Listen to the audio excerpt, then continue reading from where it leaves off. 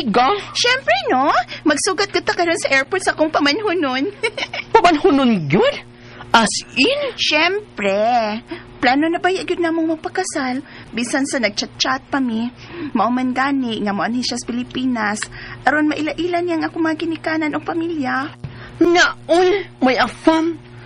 Huy, inaon niya ako kung mausap ang imong nahuna. Anang Amerikanuha, inikita ninyo ha? Kay ang kunon ko na. Ay, excuse me, Bayot. Di na gyud ba usab akong hunahuna kang Floyd? Mahal ko na siya, Yots. Bisan unsa pa siya inikita na mos personal, dili na mausab ang pagtan-aw pagbati ko niya, Yots. Tungod kay sayot kong ma-personal o chat man lang, buotan siya. Siya na gyud ang akong forever. Naol, may forever. Oo, sige na, oy. Pero di ka na. Naano si Kenan nga, akong gikontak aron sa pagsugat na to sa imong afam sa airport. Sige na, Bayot, anak. Kay excited na kay kung makitang akong langyaw nga pamanhunon.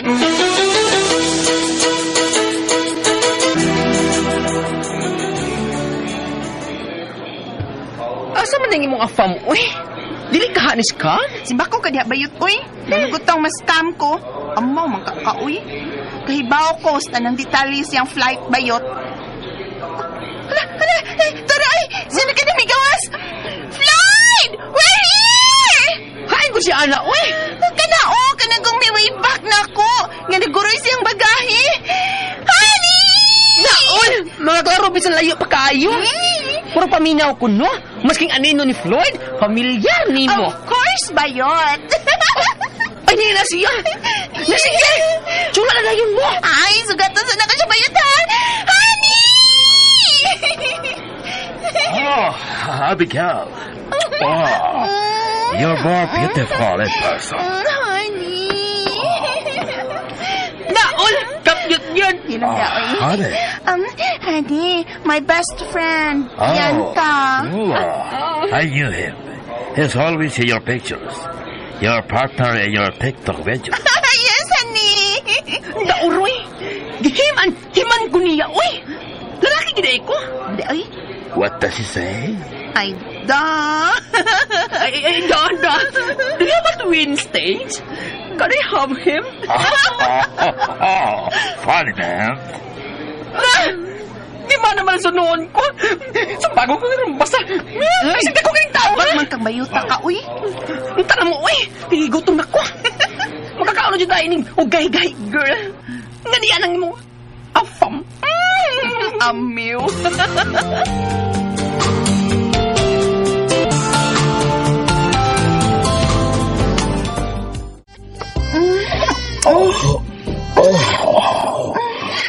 Abby, I love you so much. Buhaton ko ang tanan aron dili ka na mangita paglain, Floyd.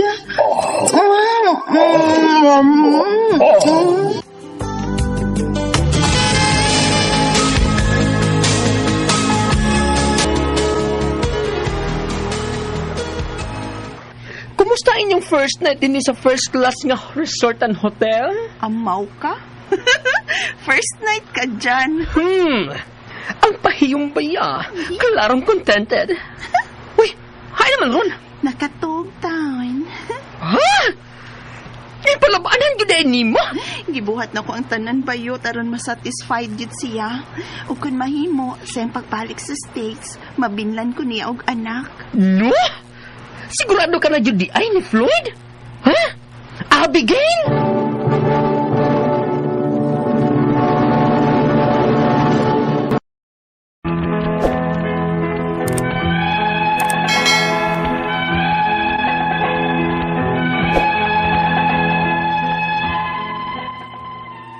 Buotan kayong akong uyab nga kano.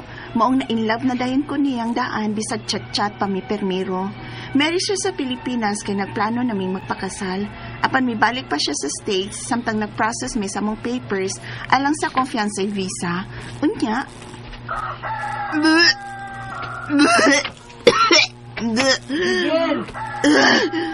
Sayo ko mong nagsuka. Kainas kong ginawaan maoy. Permi naman yun ni. Unsa? Uy, di ka kamabdos sa bigil. Mabdus na ko ma? pastilan ug mabdus ka na, Abigail. Kalipay na ako, ma. Unsa? Kalipay na ako nga nabinlan kong anak ni Floyd, ma. Magpalig-on ni sa among relasyon ni Floyd, ma. Musamot nga, dalion niya pag-process ang akong fiancé visa kay duha naman mi nga paabuton niya sa States. Abigail.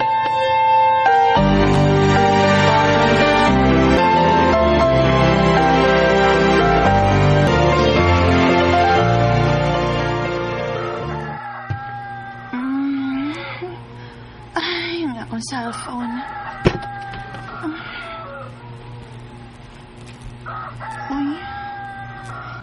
May morning greetings ni Floyd. Mauman nung taning una na kong i-check mabuntag. Matagmata na ko. May morning greetings na dayon ko kika niya.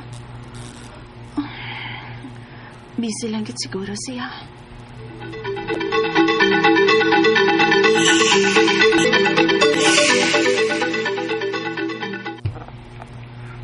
Ha?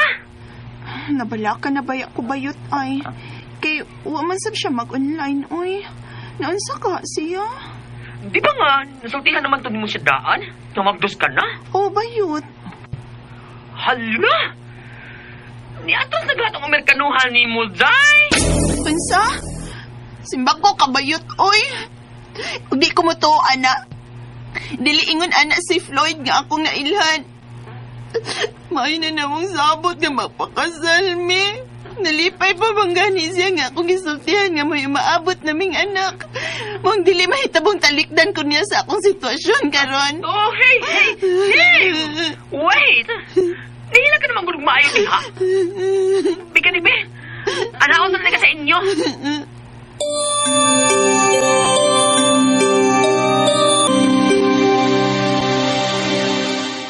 Wow, yun? Unig siya message bayot. Nabala ka na yun ko. Oh, may message na. Ay, salamat. Basahan na yun. Hindi man ni si Floyd. Hi, Abigail.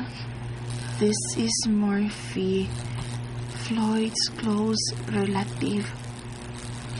Sorry to inform you that Floyd just passed away. Uy, unsa ko no? Hindi sinuod ba yun? Unsa lagi? Ay, mamatay si Floyd. Magpagkasal pa miyot. May maabot pa ming anak. Ha? Namatay si Floyd?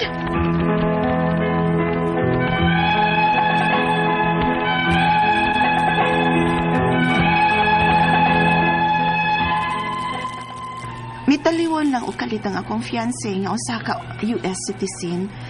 Padung na unta mi mag-process akong fiancé visa. Na problema ko kay buntis ko. Ang akong mga pangutana mao kining masunod. Unang pangutana, kung mga anak na ko, mabutang ba na akong pangan sa akong pamanhunon nga usa ka US citizen sa birth certificate sa akong anak nga kalit man siya mitaliwan nga wa pa mataw ang among anak? Ikaduhang pangutana, madabas akong anak ang apelyado sa iyang papa bisan og mitaliwan na kini? May katungod ba unya ang akong anak nga manunod sa unsa may napundar sa iyang amahan? Ikatulong pangutana, pwede ba nga magpa-DNA testing ko inikawa sa bata as proof of paternity? Pwede ba na akong magamit ang results para mada sa among anak ang iyang apelyado sa birth certificate sa bata? Ikaupat o katapusan, unsa may pangapamaagi or steps nga pwede na akong buhaton or mga documents nga need na ako i-provide para mada sa akong anak ang apelyado sa iyang papa or maskin mabutang lang sa iyang birth certificate. Palihog, tabangi ug tambagi ko. Kini ang akong suliran, Abigail. Mayong adlaw mga suking tigpaminaw kini si Attorney Elaine Bathan og ako ang mohatag ninyo og tambag, tubag, solusyon, kalinawan sa inyong mga pangutana, mga problema na may punto legal. Mga personal na to mga problema, ato ang mga pagmaoy din ha og ato ang mga kasakit sa tong mga hinigugma og napakyas manggani ta guys. Sige lang. napailain, sunod na pod, no? Thank you, next. Ana na lang gunagod, nga no bago di ay, ikaw ray laki din ha? Ikaw ray babay, oy, bubito na lang ingon, daghag isda, na ay mulmol, na ay lapu-lapo, na ay bangos, danggit, barilis, daghan man ganing isda, karelasyon pa ba? O, di ba? So, padayon lang, langoy, lain-lain lang yung direksyon na to ang patuan, di ba? Importante, malipayon ta, mapasalamaton ta sa matag unsang grasya ang atuang nadawat. Of course, sa katong mga gusto nga mopada sa ilahang mga suwat ug suliran diri nato, naatay lain-laing pamaagi, natay email address nga suliran_612@yahoo.com. Nasa tay Facebook account nga kiniya nga kong suliran official writers page. Pwede sad atong ipadala sa 3rd floor Jose R. Martinez Building, Osmeña Boulevard, Cebu City. Letter sender, tago na to sa nagpatago ba ni siyang pangan, be? Si Abigail. Gipadasa kini ang akong suliran from Cebu City. Hingkod ang pangidaron, may hinigugma nga usa ka langyaw ug buntis siya karon. Uy, God bless you ha, taga Cebu City ni siya. Punto legal kay kabahin sa ihang uyab nga AFAM. Kano yang nakabutang dito. Pero ang tawag di naman kano. AFAM. No? May kalit man good nga panghitabo muno imbes na nagprocess na sa siyang visa na naaman to, natutong na paminaw sa drama. Sus, ni atras, hala, kay nato'y nahibawan, kay mag-process naman unta sa siyang visa. So, una niyang pangutana, kung mga anak nako, mabutang ba nako ang pangalan sa ako ang pamanhunon nga usa ka US citizen sa birth certificate sa akong anak, nga kalit man siyang nitaliwan ug wala pa mataw ang ilahang anak. Pwede nimo isuwat pero blanco ang date of marriage, unya di pud niya mada ang imuhang di pud mada sa bata imuhang anak, no, ang apelyido sa Amerikano, not until he will recognize, no, and acknowledge din sa likod nga portion sa birth certificate. Pero yes, pwede nimo masuwat kay para at least, no, nga kung mag-trace na ta ngadto kung asa na ning amahanang ni kagyo man sa mang panghitabo no, nga mao man di ay ni nahitabo. So mo na ni nahitabo ro, no, so nawa man, so muna, dili pag ninyo pwede mada ang apelido, no? Kaduhang pangutana, madala ba sa akong anak? Ako na natubag ha, nga di madala sa anak, no? Kay nitaliwan man ni. Kunya, may katungod ba ang iyang anak nga manunod sa unsa may napundar siyang amahan? Medyo lisod siya kay wa manggod ta naapdan sa pag-acknowledge. Kinahanglan manggod unta to nga ma-acknowledge gyud siya.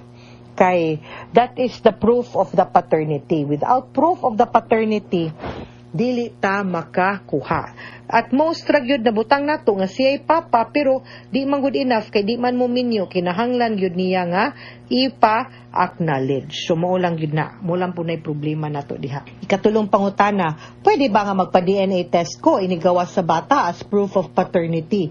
Pwede ba na akong magamit ang results para madala sa among anak ang iyang apelido sa birth certificate sa bata? Ang apelido kinahanglan voluntary nga i-acknowledge sa amahan.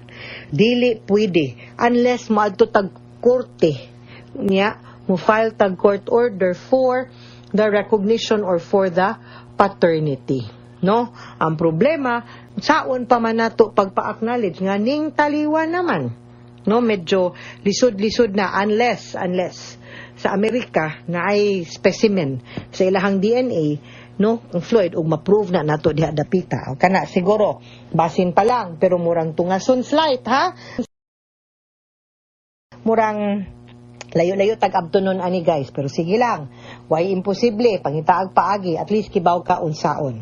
Ikaw pa to katapusang pangutana unsay mga pamaagi or steps nga pwede na ko buhaton or mga documents nga need na ko i-provide para madala sa akong anak ang apelido sa iyahang papa or maski mabutang lang sa birth certificate.